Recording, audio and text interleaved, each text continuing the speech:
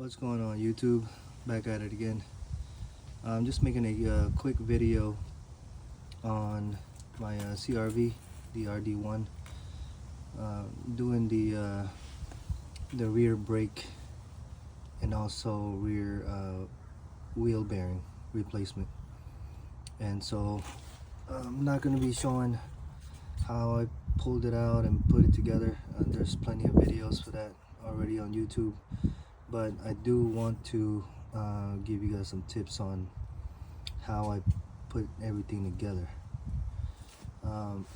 So let's start with the hub.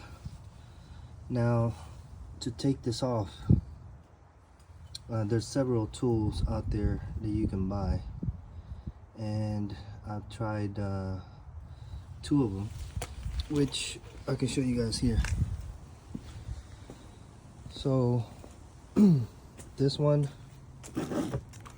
did not work. This is the one where you bolt it on to the hub with the lug nuts right there, and then you're supposed to hammer it down, rotate it, and keep hammering it. I've seen it on a video used, and I don't know, it seemed to work for them, but this did not work for me, and plus I don't think it's all that good anyways. So what I would recommend for you guys to get, if you guys are doing a wheel bearing replacement, is a slide hammer tool like this. All right, so this is my setup. Okay, I used this one right here, which is the taller one than that, to bolt it onto the hub, and then put the screw on right there. And so once you have it on the hub, you slide it maybe 5-6 times and that hub should come off. But this tool is a lot better than that one. All right. So just want to give you guys a heads up on that. Now, hey doggy. So once you get the hub out, you'll it's easier to work on it if you were going to replace your rear wheel bearing, to just, you know, do the brakes as well. So I changed this. This is brand new. The pads are brand new, so I had to take all of these off. All right, it's easier for you to get to the bolts, which is back here, and there should be 3 of them. All right, now these bolts right here would take off the plate. Okay, so once you get the wheel hub off, take all the brake stuff off, you'll be left with the bolts. You take the bolts off, and what I did was I loosened up this brake line right here. This is for your e-brake. I loosened that up, and what I did was I went and got a chisel. Okay, and so what I did was I just went to the back of the plate right here, and you could just hit it with a hammer, and this whole plate right here, after you take out the bolts, should come off and just slide off right here. It'll just slide off. Okay, so once you get this off, then you'll be left with the wheel bearing. Okay, the wheel bearing has 3 screws, 3 bolts, which are 17-inch. All right, so you'll see them in there, 3 of them. So take out the 3 bolts, and then you use the same method. Get the chisel and get it right here between the trailing arm and the hub. Now it'll be a lot easier once you get all of this in the front off. So you just chisel that, and that wheel hub should come off. The lip on the wheel hub is it's only about a quarter inch. No, about half an inch. Yeah, into the hole in the trailing arm. So that should be fairly easy. It should come off easy.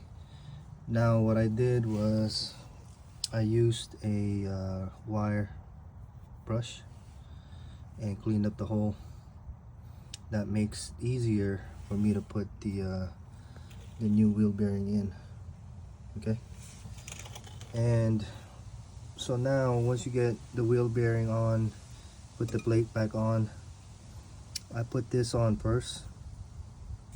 It's easier for me to screw this on here.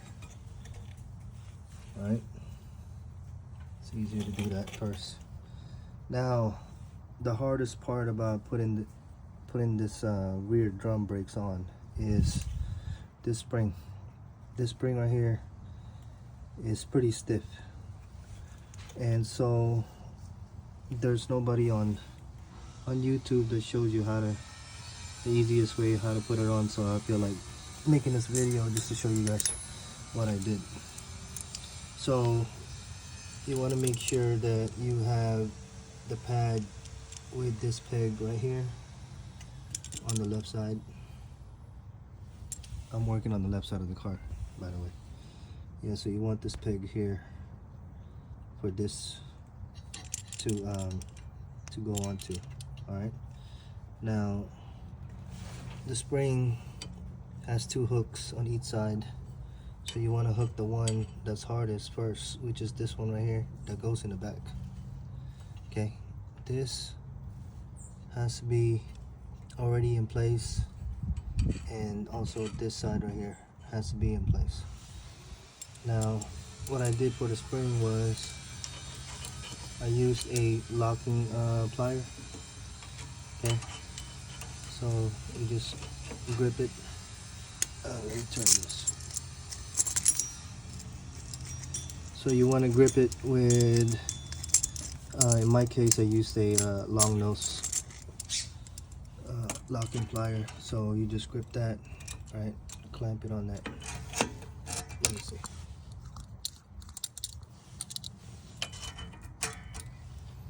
Clamp it on there tight.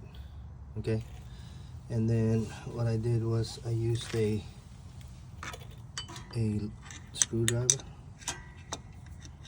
and kind of leveraged it here to the hub.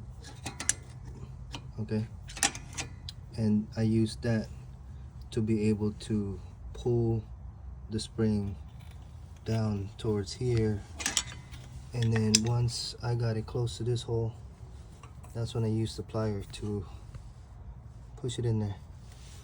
And so yeah, that makes it a whole lot easy doing it that way. Now, you know, this is the first time working on rear brakes, and so it took me a while to figure that out. But yeah, that would be the easiest way. Just use a screwdriver, lean it onto the wheel bearing, and then pull it down. All right. Okay, now once you guys have that one installed, you know, you put the brake lines on right there in the back, and that should be it. All right, so just a quick tip on how you guys can perform this job right here and make it easier for yourself. I wish I had known about the tools and putting the spring on before I did it, but hope this helps. All right guys, that's about it. Peace out.